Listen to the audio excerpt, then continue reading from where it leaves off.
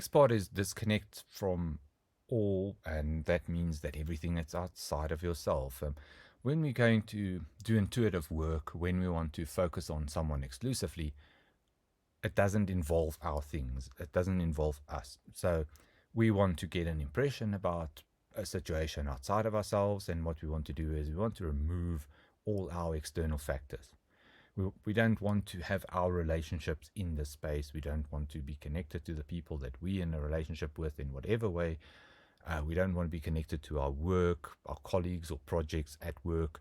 We don't want to be connected to our hobbies, whichever it is, planning or creating it or whatever it is, or our interest, whether it be the news, books, or some club we're a member of. We basically want to take all those items that are external factors that are not really needed in a reading.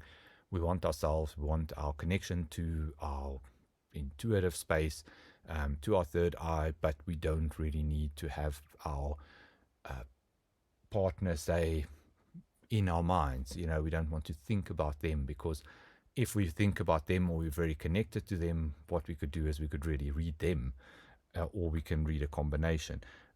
Interestingly, one of the people that do mediumship says that if there's two people in the house or close together, if both people are sitting in on the reading, someone can step forward for the other person. So there could be a spirit that comes in.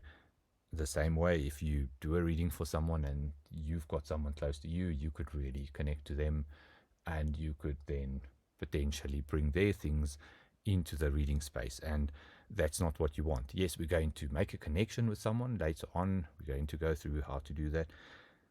And the thing is, once we made a connection to someone, yes, it becomes easier to disconnect from all those things. But we should do that up front. We do that before we do the reading, before we get into our intuitive space, before we get into our third eye space. We want to just cut everything away. The same accounts for things like meditation. When you're meditating, you want to also leave everything outside of yourself away, because that gives you time for yourself and to listen to your inner self, to your higher self, to your spirit guides, to whatever comes up for you.